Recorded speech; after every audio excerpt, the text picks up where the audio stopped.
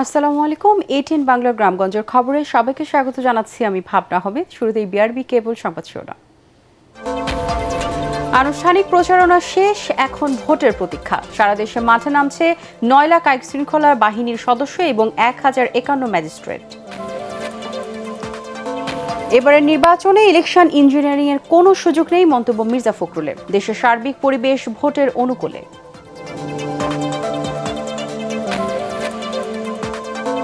নেত্রকোনা, বান্দরবান ও ঝালকাঠিতে কয়েকটি ভোট কেন্দ্র ও নির্বাচনী কার্যালয়ে আগুন, জনমনে আতঙ্ক।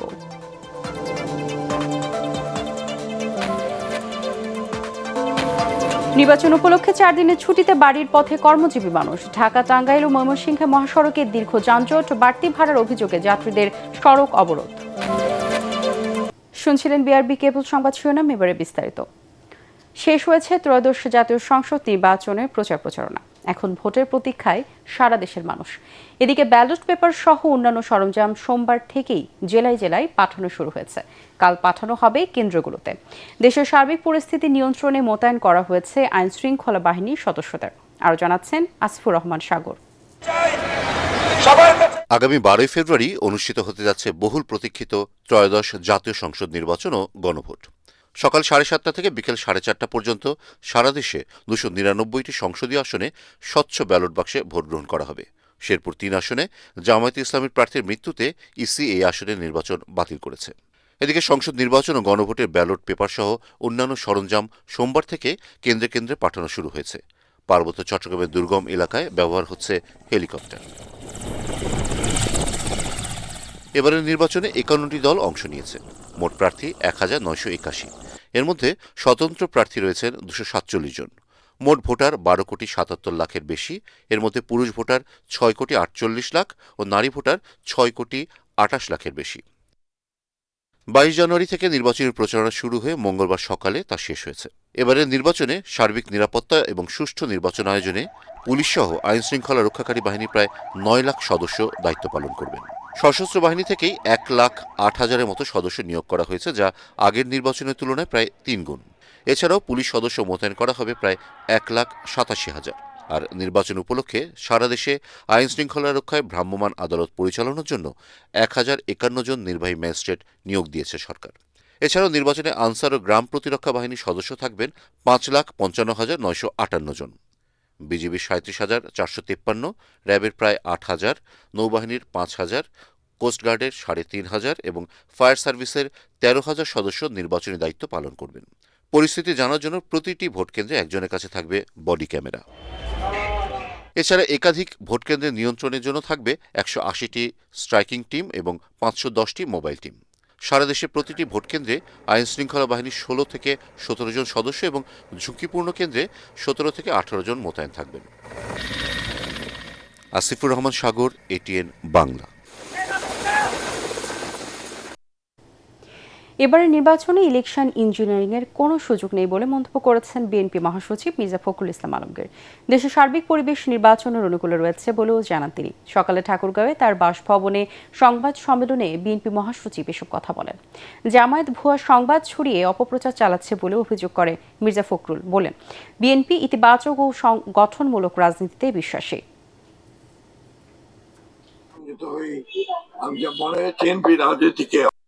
অপকৌশল, অপপ্রচারণা এবং মানুষকে বিভ্রান্ত করার অপচেষ্টা, এগুলো খুব একটা কাজের না। আলটিমেটলি মানুষের উপর যদি আমরা আস্থা থাকি, তাহলে আস্থা রাখতে হবে যে সে তার ভোটের সঠিক সিদ্ধান্ত নেবে। সবাইকে ভোট দিতে যাওয়ার জন্য আমরা আপনার অনুপ্রাণিত করছি, বলছি যাকে খুশি তাকেই ভোট দেন, ভোট কেন্দ্রে যান, ভোট দেন, দ্যাট ইজ ইউর রাইট। আমরা তো অত্যন্ত আশাবাদী যে বিএনপি একটা ল্যান্ডস্লাইড বিক্রি পাবে। নেত্রকোনা, বান্দরবান ও ঝালকাঠিতে কয়েকটি ভোট কেন্দ্র ও নির্বাচনী কার্যালয়ে আগুন দেওয়ার ঘটনা ঘটেছে। এর মধ্যে নেত্রকোনা সদর ও পূর্বধলা উপজেলায় রাতের আধারে 4টি সরকারি প্রাথমিক বিদ্যালয়ের ভোট কেন্দ্রে আগুন দেয় দুর্বৃত্তরা। আক্রান্ত কেন্দ্রগুলো হল পারলা, বামনমোহা, নূরপুর, শ্রীধরপুর ও হোগলা সরকারি প্রাথমিক বিদ্যালয়। তবে এতে তেমন ক্ষয়ক্ষতি না হলেও আতঙ্ক ছড়িয়ে পড়ে। এ ঘটনায় জড়িতদের আইনের আওতায় আনা হবে বলে জানিয়েছে পুলিশ। বান্দরবানে বিএনপির অস্থায়ী নির্বাচনী কার্যালয়ে আগুন দিয়েছে দুর্বৃত্তরা। ভোররাতে শহরের হাফিজ ঘোড়া কার্যালয়ে এই ঘটনা ঘটে। এদিকে ঝালকাঠির রাজাপুরের সাতুরিয়া ও সদর উপজেলার বেসাইন খান এলাকায় দাঁড়িপাল্লার একটি নির্বাচনী কার্যালয় ও 2 কর্মীর দোকানে আগুনের ঘটনা ঘটেছে। নির্বাচনে বিরোধী পক্ষই নাশকতা করেছে বলে অভিযোগ করেছেন জেলা জামায়াতের আমির অ্যাডভোকেট হাফিজুর রহমান। ভোররাতে অগ্নিকাণ্ডের এসব ঘটনা ঘটে।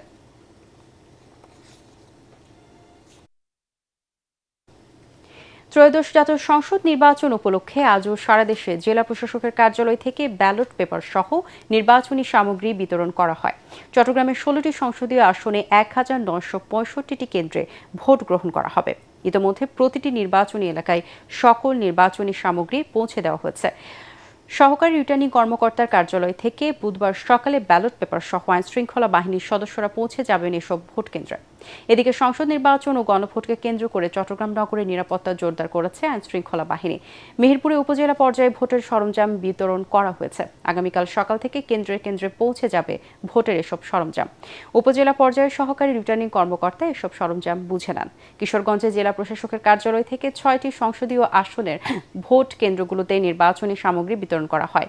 ভোট গ্রহণ ও ব্যালট বিতরণ প্রক্রিয়ার নিরাপত্তা নিশ্চিত করতে স্থানীয় প্রশাসন, পুলিশ ও ইসির মনিটরিং টিম তৎপর রয়েছে। জাতীয় নির্বাচন উপলক্ষে 4 দিনের ছুটি পেয়ে গ্রামের বাড়ি ফিরছেন মানুষ, আর এতেই চাপ পড়েছে সড়কে। গাজীপুরের মহাসড়কে ঘরমুখী মানুষের ঢল নেমেছে। এতে ঢাকা টাঙ্গাইল ও ঢাকা ময়মনসিংহ মহাসড়কের 50 কিলোমিটার জুড়ে নজিরবিহীন যানজট দেখা দেয়। বাড়তি ভাড়া নেওয়ার অভিযোগে সড়ক অবরোধ করে বিক্ষুব্ধ যাত্রীরা। পরে পরিস্থিতি স্বাভাবিক হয়, আরও জানাচ্ছেন নিয়াজ জামান সজীব। সড়ক মহাসড়কে যেন ঈদের ছুটির মতো পরিবেশ। রাজধানী ছেড়ে বাড়ির পথে ছুটছেন মানুষ। জাতীয় নির্বাচন উপলক্ষে সাধারণ ছুটি বুধবার থেকে হলেও সরকার আজ থেকে পোশাক কারখানাগুলোর ছুটি ঘোষণা করে। এত লম্বা দিনের ছুটি পেয়ে বাড়ি ফিরছেন মানুষ, ফলে চাপ পড়েছে মহাসড়কে। যাওয়ার তো কোনো লাইন দেখতেছি না, ওরা তো কলে ফেলাই কলম পড়াচ্ছে। মানুষ স্বাচ্ছন্দ্যে ভোট দিব, তার চাইতে হয়রানি হইতেছে। 4 দিন বন্ধ দিল গার্মেন্টসের কোনো বেতন বেশি না, কোনো কিছু না। একটা গার্মেন্টস শ্রমিকের 700 টাকাতে ভোট দিতে কিভাবে বাজে সেটা? নিজের টাকা খরচ করে ভোট দিবার দামো, তারপরেও আন্দোলনের নিরাপত্তা নাই। দাঁড়ায় থাকে 500, 600, 800 এভাবে গাড়ি আলারা গাড়ি ভাড়া যাইতে। গাজীপুরের মহাসড়কে ঘরমুখী মানুষের ঢল নামে। যাত্রীর তুলনায় সড়কে পরিবহনের সংখ্যা কম। এতে ঢাকা টাঙ্গাইল ও ঢাকা ময়মনসিংহ মহাসড়কের 50 কিলোমিটার জুড়ে দেখা দেয় যানজট। এ সুযোগে 3 গুণ ভাড়া আদায়ের অভিযোগ উঠেছে পরিবহন সংশ্লিষ্টদের বিরুদ্ধে। 1200 টাকা চাইছে, এখন কয় কি 500 টাকা, 1200 টাকা করে ভাড়া চাই। রংপুরে কত করে? 1200 টাকা নাকি চাইলেন? জিগান ওরে জিগান 1200 টাকা চাইলে 1200 টাকা চাইছে, এখন কয় কি 500 টাকা, 1200 টাকা করে ভাড়া চাই।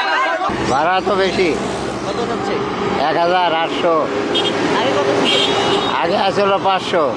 সাভারের বাইপাইলে বাড়তি ভাড়া নেয়ার অভিযোগে সকাল 8:30টার দিকে সড়ক অবরোধ করে বিক্ষুব্ধ যাত্রীরা। পরে প্রশাসনের তৎপরতায় 10টার দিকে যান চলাচল শুরু হয়। সড়কের পরিস্থিতি স্বাভাবিক রাখতে পুলিশের পাশাপাশি কাজ করছে যৌথ বাহিনীর সদস্যরা। নিয়াজ জামান সজীব, এটিএন বাংলা। এখন দেখবেন সালাম স্টিল ভোটার গাড়ির খবর। প্রচারণার পর এখন ভোট উৎসবে মেতে উঠছে প্রস্তুত নারী জাগরণের অগ্রদূত বেগম রোকেয়ার জন্মস্থান রংপুর। এরই মধ্যে উপজেলা পর্যায়ে পাঠিয়ে দেওয়া হয়েছে নির্বাচনী সামগ্রী। শেষ মুহূর্তে ভোটাররা সিদ্ধান্ত নিচ্ছেন কাকে ভোট দেবেন তারা। এলাকাবাসী বলছেন, একটি আধুনিক জেলা গড়তে যারা কাজ করবেন তাদেরকেই রায় দেবেন নাগরিকরা। মনিরুজ্জামান মনির তোলা ছবিতে রংপুর থেকে আরও জানাচ্ছেন ইমদাদুল্লাহ বাবু। ইতিহাস ঐতিহ্যে সমৃদ্ধ উত্তরবঙ্গের জনপদ রংপুর। একসময় জেলাটি তামাক চাষের জন্য বিখ্যাত ছিল। এখন রংপুরের হাড়িভাঙা আম বিশ্বজুড়ে সমাদৃত। ত্রয়োদশ জাতীয় সংসদ নির্বাচন এবং গণভোটে রংপুরে নিজেদের পছন্দের প্রার্থী নির্বাচন করতে যাচ্ছেন মোট 6 আসনের প্রায় 26 লাখ ভোটার। জেলার চায়ের দোকান, নগর, হাটবাজার সবখানেই এখন ভোটাররা কষছেন শেষ মুহূর্তের হিসেব নিকেশ। ভোট তো দিতে যাব, পরিবেশ তো মোটামুটি ভালো দেখতেছি। এমন কেউ আসুক যাতে হচ্ছে সবকিছুই যেন ঠিকভাবে সুষ্ঠুভাবে করতে পারে। রংপুরে এবার কেন্দ্রীয় কয়েকজন নেতা ভোট যুদ্ধে নেমেছেন। রংপুর ৩ থেকে আছেন জাতীয় পার্টির চেয়ারম্যান GM কাদের, বিএনপির বিদ্রোহী প্রার্থী রিটা রহমান, রংপুর ৪ থেকে এনসিপির সদস্য সচিব আক্তার হোসেন এবং রংপুর ২ থেকে জামায়াতের সহকারী secretary general ATM Azharul Islam লড়ছেন ভোট যুদ্ধে। পুলিশ সেভাবে কাজ করতে পারছে না বা করছেন না, আর্মি এসে কোনো কোনো সময় করছে। এখন গন্ডগোল আছে এবং প্রেশার সৃষ্টি, যারা প্রতিপক্ষকে যারা মনে করছে যে জিততে পারে তাদেরকে বাধা দেওয়ার চেষ্টা করছে না। ওনাদের অর্থশক্তিটা একটা আমি মনে করি আমাদের সমাজের জন্য শুধু না, আমাদের দেশ বা আমাদের মূল্যবোধের জন্য শুধু না, এটা পরিবেশ পরিস্থিতির জন্য একটা হুমকি। মানুষ একটা দীর্ঘ স্বৈরশাসনের পর মুক্তি পেয়েছে এবং স্বাধীনতার পর যে তাদের অভিজ্ঞতা, আসলে যে শাসন ব্যবস্থা 3 দল আমাদের উপহার দিয়েছে, এই শাসন ব্যবস্থা থেকে মানুষ মুক্তি চায়। এদিকে রংপুরের SP মারুফত হোসেন জানিয়েছেন, জেলার নির্বাচনী কেন্দ্রগুলো এবং ভোটারদের নিরাপত্তায় সর্বোচ্চ গুরুত্ব দিচ্ছে আইন শৃঙ্খলা রক্ষাকারী বাহিনী। মোবাইল টিম থাকবে প্রতিটা ইউনিয়নে একটি করে, আর পৌরসভায় একটি, মোট 76টা মোবাইল পেট্রোল থাকবে আমার জেলায়, এবং স্ট্রাইকিং থাকবে। রংপুরে মোট ভোট কেন্দ্রের সংখ্যা 873টি, এর মধ্যে 256টি আসন ঝুঁকিপূর্ণ।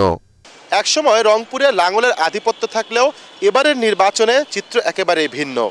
লাঙ্গল, দাড়িপাল্লা, ধানের শীষ এবং বিদ্রোহী প্রার্থীর মধ্যে চতুর্মুখী লড়াই হবে এবার রংপুরের ভোট যুদ্ধে। ভোটাররা বলছেন আবেগ, অনুভূতি কিংবা কারো কথায় নয়, রংপুরের উন্নয়নে যারা কাজ করবেন তাদেরকেই রায় দেবেন তারা। ইমদাদুল্লাহ বাবু, ATN বাংলা, রংপুর। জেনজি আর আওয়ামী লীগের ভোটাররা সিলেটের নির্বাচনে বড় প্রভাব ফেলবে বলে মনে করছেন স্থানীয় পর্যবেক্ষকরা। তারা বলছেন বিএনপি ও জামায়াত দুই দলই তাদের কাছে টানার চেষ্টা করছে। শুধু মার্কা নয়, সিলেটের ভোটাররা ব্যক্তি ইমেজকেই প্রাধান্য দিতে পারেন বলেও ধারণা তাদের। নিরঞ্জন দেবের ক্যামেরায় আরও জানাচ্ছেন মাহবুব কবির চপল। 360 আউলিয়ার পূর্ণভূমি সিলেটকে মর্যাদার আসন ধরা হয়। গত 12টি সংসদ নির্বাচনে সিলেট 1 আসনে যে দলের প্রার্থী বিজয়ী হয়েছে সেই দলে সরকার গঠন করেছে। এবারে আসনে প্রতিদ্বন্দ্বিতা করছেন বিএনপির খন্দকার আব্দুল মুক্তাদির আর জামায়াতে ইসলামের হাবিবুর রহমান হাবিব। সিলেটের 6টি আসনের মধ্যে 5টিতে প্রার্থী দিয়েছে বিএনপি আর 3টিতে দিয়েছে জামাত। 2 জোটের প্রার্থীদের মধ্যে মূল প্রতিদ্বন্দ্বিতা হবে বলে মনে করছেন স্থানীয়রা। জামায়াতে ইসলামী এনসিপি জোট এবং অন্যদিকে বিএনপি বা তাদের জোট, সেই ক্ষেত্রে তুলনামূলকভাবে হয়তো আওয়ামী লীগের যে ভোটাররা হয়তো বা বিএনপির দিকে ঝুঁকতে পারে। উৎকণ্ঠাও আছে আর কি, মনে করছে যে মানুষ যায় ভোট কেন্দ্রে নিরাপদ থাকবে কিনা, তার মধ্যে একটা ভয় কাজ করছে, এটাও কিন্তু আছে। সিলেটের 6টি আসনে ভোটার প্রায় 29 লাখ, এর মধ্যে জেনজি বা তরুণ ভোটার 1.5 লাখ, সংখ্যালঘু চা শ্রমিক প্রায় 2.5 লাখ। ভোটের মাঠে তারা প্রভাব ফেলবেন বলে মনে করছেন বিশ্লেষকরা। পাশাপাশি আওয়ামী লীগের ভোটাররাও ফলাফল নির্ধারণে ভূমিকা রাখবেন বলে মনে করছেন তারা। নৌকায় ভোট দিত আওয়ামী লীগের সাধারণ সে সাপোর্টার সমর্থক, তার জন্য কিন্তু কোনো অপশন নাই, সে কোথায় ভোট দেবে। এটা হবে, অনেকে কিন্তু হয়তো বিএনপিকে দিবে, কেউ কেউ হয়তো জামাতকে দিতে পারে, এটা তার ব্যক্তিগত সিদ্ধান্ত। কিন্তু ভোটের জায়গায় অনেকেই হয়তো ভোট কেন্দ্রে যাওয়া থেকে বিরত থাকবে, এটা আমার মনে হয়। সেই নতুন প্রজন্মের তারা মহিলাদের মধ্যেও আছে, এরা ভোট দিতে যাবে, ওরা ভোট দেবে। এখন এরা তো প্রকাশ করছে না কাদেরকে দিবে না দিবে, তো এদের একটা প্রভাব আছে আমি মনে করি। নির্বাচন সামনে রেখে জোরদার করা হয়েছে নিরাপত্তা। 2008 সালের পর আবারও নির্দলীয় সরকারের অধীনে ভোট দেওয়ার সুযোগ পাচ্ছেন ভোটাররা। যদিও আওয়ামী লীগের সমর্থকরা তা থেকে বঞ্চিত হচ্ছেন দলের কর্মফলে। ভোটের পরিবেশ শান্তিপূর্ণ থাকলে উপস্থিতিও ভালো হবে বলে ধারণা করা হচ্ছে। মাহবুব কবির চপল, ATN বাংলা, সিলেট। সালাম স্টিল ভোটার গাড়ি নিয়ে ফেনীর দাগনভূঞে আছেন সহকর্মী মুশফিকুর রহমান। তিনি জানাচ্ছেন সেখানকার নির্বাচনী পরিস্থিতি।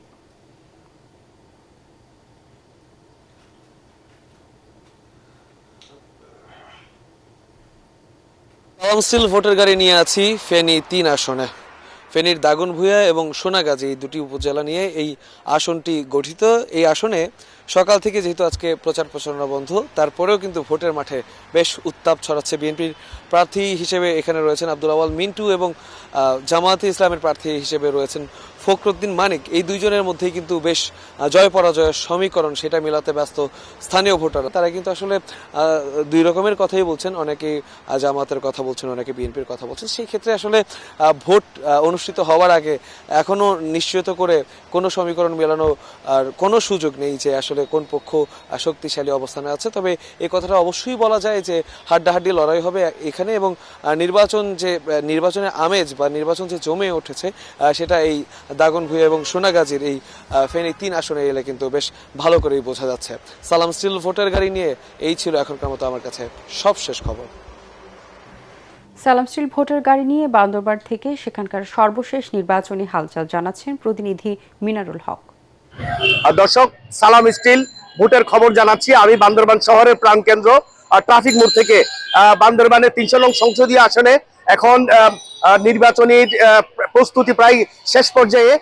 বান্দরবানের মোট এবার 4 জন প্রার্থী প্রতিদ্বন্দ্বিতা করছেন। মূলত বিএনপির প্রার্থী হেভিওয়েট যিনি প্রার্থী রয়েছেন সাচিন কুরুজেরি, ওনার সাথে প্রতিদ্বন্দ্বিতা যেটি হবে সেটি হলো এনসিপির প্রার্থী আবু সাইদ শাহ সুজাউদ্দিনের।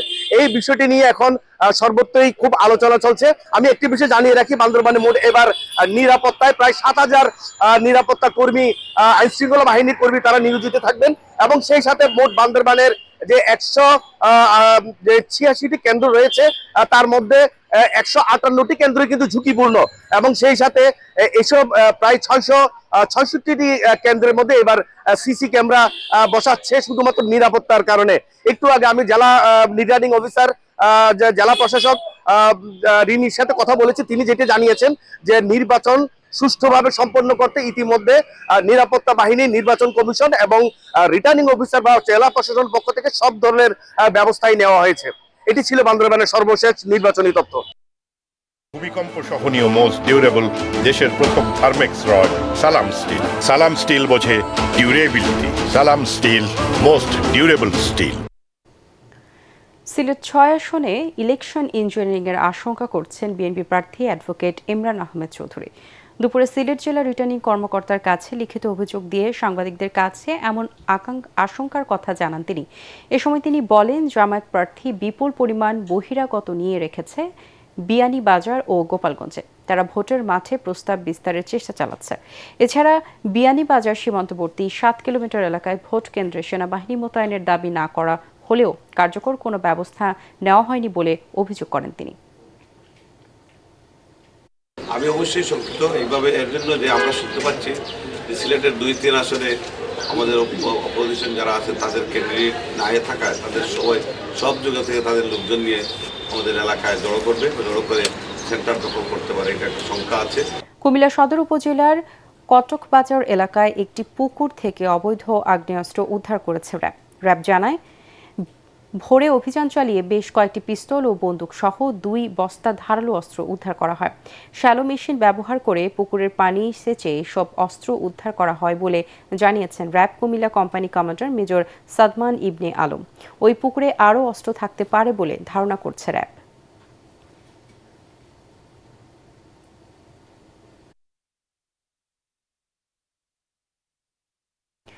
ত্রয়োদশ জাতীয় সংসদ নির্বাচন ও গণভোট উপলক্ষে আগামীকাল থেকে 13 ফেব্রুয়ারি পর্যন্ত টানা 3 দিন বেনাপোল স্থলবন্দর দিয়ে সকল প্রকার আমদানি রপ্তানি কার্যক্রম বন্ধ থাকবে। বেনাপোল C&F স্টাফ অ্যাসোসিয়েশনের সিনিয়র সহসভাপতি খায়রুজ্জামান মধু জানান, আমদানি রপ্তানির কাজে জড়িত C&F মালিক, কর্মচারী, হ্যান্ডলিং শ্রমিক ও ট্রাক চালকরা ভোট দিতে নিজ নিজ এলাকায় চলে গেছেন।